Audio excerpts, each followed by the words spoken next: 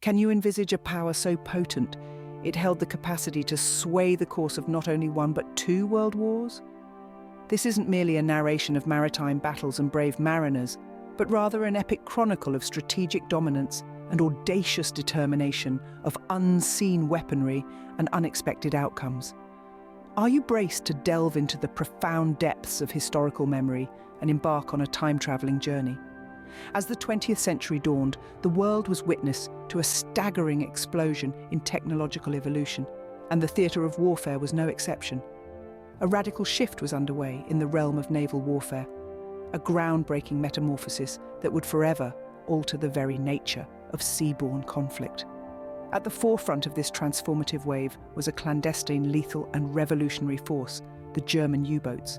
These U-boats, submarine vessels employed by the German Navy, were far more than mere war machines. They were embodiments of German engineering excellence, meticulously crafted with a singular objective, the mastery of the world's oceans.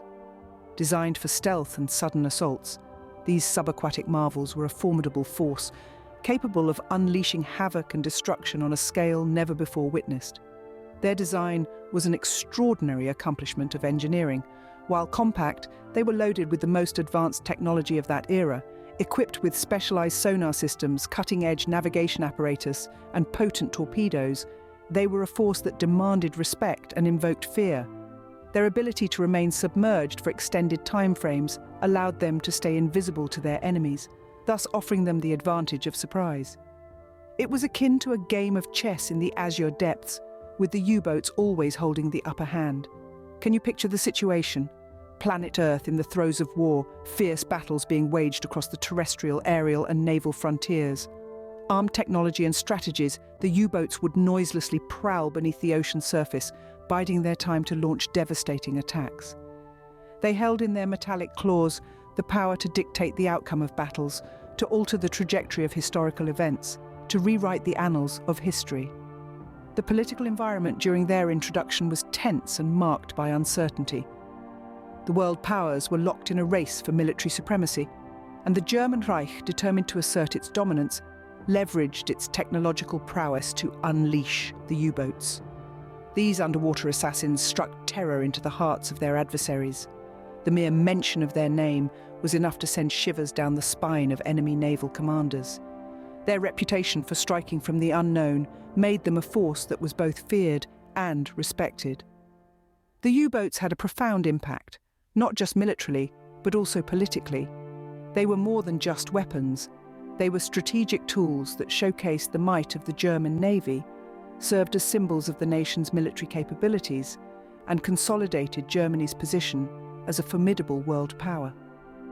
As we delve deeper into the annals of history, join us in exploring the awe-inspiring journey of the German U-boats, their profound influence on the First and Second World Wars, and their lasting legacy in the world of naval warfare. As we delve into the history of these aquatic marvels, it's essential to understand how their design evolved over time. The early designs of the German U-boats were simple yet effective, a testament to the Germans' engineering prowess and strategic thinking. In the initial stages, U-boats were relatively small, built to accommodate a crew of about 25 to 30 men.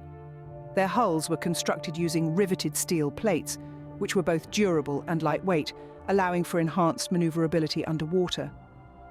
The heart of the U-boat was its diesel engine, which was used for surface navigation, while an electric motor powered the vessel when submerged. These early U-boats were equipped with torpedoes and deck guns for offensive operations. The torpedoes were launched from tubes located in the bow and stern, while the deck guns were used for surface attacks. The U-boats had a limited capacity for ammunition, necessitating careful planning and strategic usage during operations. However, these initial designs were not without their challenges. The U-boats were slow and had a limited diving depth. They were also prone to mechanical failures, with issues ranging from engine breakdowns to leaks in the hull. These vessels were not designed for long voyages, and the living conditions for the crew were cramped and uncomfortable. Despite these challenges, the German engineers were relentless in their pursuit of perfection. Over time, they made incremental improvements to the design, enhancing the U-boat's speed, diving depth, and overall performance. They introduced more sophisticated navigation systems, improved the hull design for better hydrodynamics, and even developed new types of torpedoes for enhanced firepower. By the outbreak of the Second World War, the U-boats had transformed into highly efficient and deadly machines. They were now larger, faster, and capable of operating for extended periods underwater. They were equipped with advanced sonar systems for detecting enemy vessels and had a much larger payload capacity for torpedoes and other munitions. In conclusion, despite their simplicity, these early U-boats were a force to be reckoned with. Their design, though rudimentary by today's standards, was highly effective for their time. They served as a foundation upon which the German engineers built upon, leading to the development of the U-boats that we know today. As we continue our exploration of the U-boat's history, we'll see how these underwater vessels played a pivotal role in shaping the course of the World Wars. In the initial period of the First World War, German submarines dubbed U-boats emerged as a fundamental part of the country's naval strategy. These crafts, although simplistic in design, were essentially a genesis of underwater warfare. Compact and structured with priority for functionality over comfort, they were encapsulated with steel hulls and cramped machinery necessary for underwater maneuverability and combat. The brilliance of these structures wasn't in their aesthetics, but in the novel tactics they facilitated. The term Unterseeboots, shortened to the more widely known U-boats, marked a significant milestone in Germany's maritime combat strategy. These vessels, although crude and embryonic in their construction, were employed for a very distinctive mission: the blockade of enemy trade routes. The objective was ingenious, yet profound. By severing essential supplies, the Germans schemed to starve their adversaries into capitulation. This strategy was a novelty on such a colossal scale, leveraging the U-boat's ability to patrol undetected and strike unexpectedly from beneath the ocean waves. Unrestricted by the surface, these vessels could prowl the sea lanes, lying in ambush for unsuspecting targets. The psychological implications of this innovative style of warfare were staggering, instilling fear and dread into even the most monotonous sea voyages. In this epoch, humanity observed the birth of the unrestricted submarine warfare policy, a contentious strategy that saw the German U-boats attacking even non-military vessels without prior warning. This policy muddled maritime laws and conventions, sparking fierce discussions on the ethics of naval warfare. This strategy was far, far from devoid of its horrors, with the sinking of the British passenger ship, the Lusitania, in 1915 serving as a gruesome reminder. The Lusitania was a civilian vessel, ferrying individuals from various societal backgrounds. Its sinking led to the death of over 1,000 civilians, an act that shocked the global community, underlining the ruthless efficacy of unrestricted submarine warfare. This tragedy underscored the far-reaching dominion of the U-boats and signaled a pivotal moment in the war. The sinking of the Lusitania was instrumental in swaying global public opinion against Germany. The incident was widely reported in global media, sparking an intense wave of anti-German sentiment. The widespread outrage over the loss of innocent lives and sympathy for the bereaved families resonated across international boundaries. This event served as a catalyst, rousing nations into action and subsequently leading to the United States' entry into the war, thereby significantly altering the trajectory of the conflict. Regardless of the diplomatic repercussions and the tarnishing of Germany's international standing, the U-boats persisted. They didn't only sink the Lusitania. Over the span of the war, they were responsible for sinking nearly 5,000 vessels, a figure that serves as a testament to their lethal efficiency and pivotal role in the German war effort. Despite the controversy shrouding this strategy, from a strictly tactical viewpoint, it was effective, resulting in the sinking of almost 5,000 ships during the war. As the dust of the Great War settled, the world was left in a state of recovery and anticipation. But beneath the surface, something was brewing. The period between the two world wars, often referred to as the interwar period, was a time of significant advancements in U-boat technology. This era was a crucible of innovation and refinement, setting the groundwork for a new age of underwater warfare. During this period, German engineers and naval strategists were hard at work, dissecting the lessons from the previous war and integrating them into the design and strategy of their next generation of submarines. Technological advancements in the fields of metallurgy, propulsion and weaponry were all absorbed into the blueprint of the future U-boats. The result? A more robust, faster and deadlier underwater predator. The U-boats of the interwar period were a leap ahead of their predecessors. The hulls were reinforced using superior quality steel, enabling them to dive deeper and withstand the crushing pressures of the ocean depths. The introduction of diesel engines and advanced battery systems increased their range and submerged endurance, making them even more elusive prey. But perhaps the most significant advancement was in the field of weaponry. The development of more reliable and destructive torpedoes meant that the U-boats could now engage targets from a greater distance. This enhanced their offensive capabilities, enabling them to strike with lethal precision without compromising their stealth. These technological advancements were mirrored by a shift in the U-boat tactics and strategies. The lessons from the unrestricted submarine warfare policy were taken into account, leading to the evolution of the Wolfpack Strategy. This involved groups of U-boats working in unison to ambush and overwhelm enemy convoys, a stark contrast from the lone wolf approach of the First World War. The impact of these changes was monumental, setting the stage for the U-boats' formidable return in the Second World War. The interwar period was a time of ingenuity and preparation, a time when the U-boats, like a phoenix, were rising once again, ready to plunge the world into a new era of underwater warfare. As we transition into the Second World War, we will see how these advancements and strategies came to fruition, shaping the course of the war and the legacy of the U-boats. But for now, let's pause and reflect on the interwar period, a time when the seeds of future conflicts were sown in the silence of the deep sea. As the world was thrust into the whirlpool of the Second World War, the ghostly spectre of the German U-boats resurfaced from the depths, evolving into a formidable force. This time, however, they were more lethal, advanced and ready for battle. The quiet whispers of their impending revival spoke of a new era in naval warfare, one where the abyssal depths of the sea would become the stage for a deadly game of cat and mouse. These weren't merely refurbished models of their predecessors. These were deadly underwater predators, born and bred for one purpose: to hunt, disrupt, and destroy. In the deceptive tranquility of the interwar period, a time of false peace incubated a bubbling cauldron of technological innovation and development. It was during this calm before the storm that the foundations for a new breed of U-boats were laid. These plans laid the groundwork for the creation of the Type WWI U-boat, a significant addition to the German fleet. This wasn't just another vessel, it was a game changer, a force multiplier that completely reshaped the rules of engagement in the brutal, unforgiving theatre of maritime warfare. One of the most significant advancements in the German U-boats during WWII was the creation of the Type 7 U-boat. Often referred to as the workhorse of the German submarine fleet, this marvel of engineering was a formidable adversary for the Allied forces. It boasted a seamless design, streamlined for efficiency and maximum speed. Its hull was a sophisticated alloy, designed to withstand the immense pressures of the deep sea, while maintaining optimal maneuverability.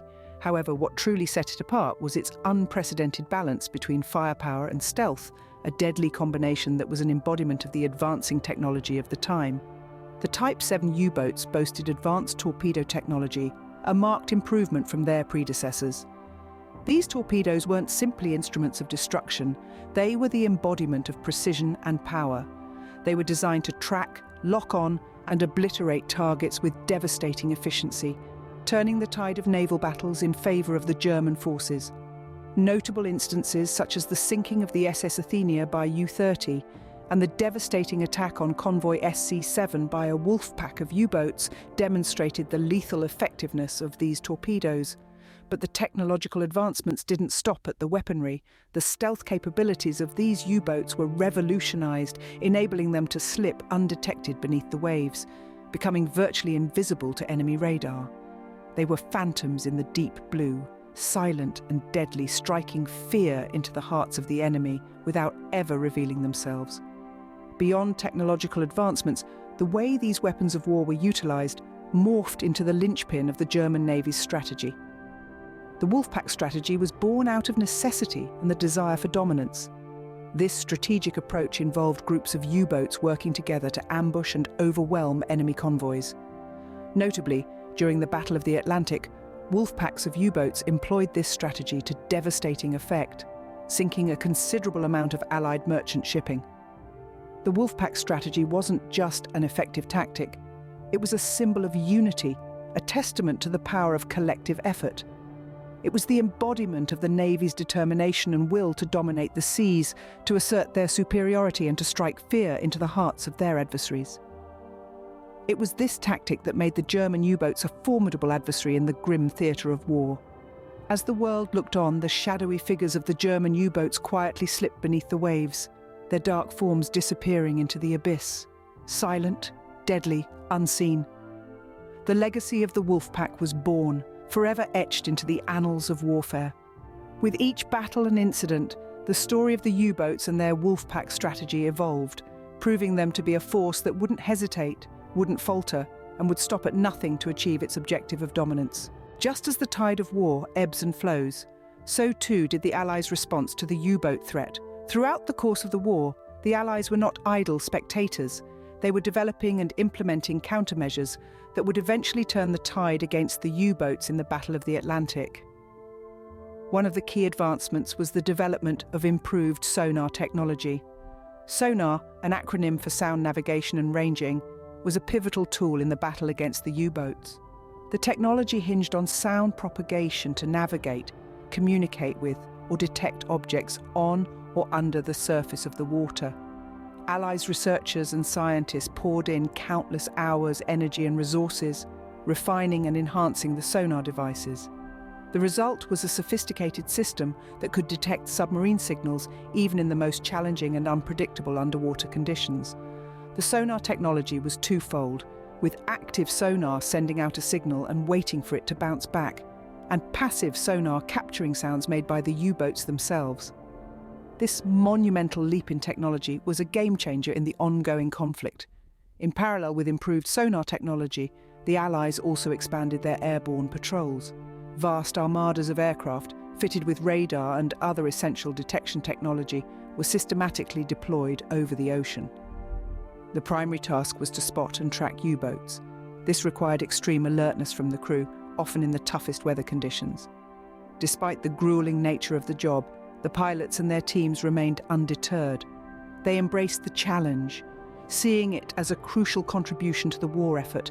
The collective implementation of these countermeasures did not result in immediate success. The U-boats were formidable adversaries, with their technology and tactics continually evolving. The Atlantic Ocean, vast and merciless, served as an epic theatre of war. The Battle of the Atlantic was a protracted struggle, a continuous cat-and-mouse game between the U-boats and the Allies. It was the longest military campaign of World War II, demanding extraordinary persistence, ingenuity and resilience from the Allies.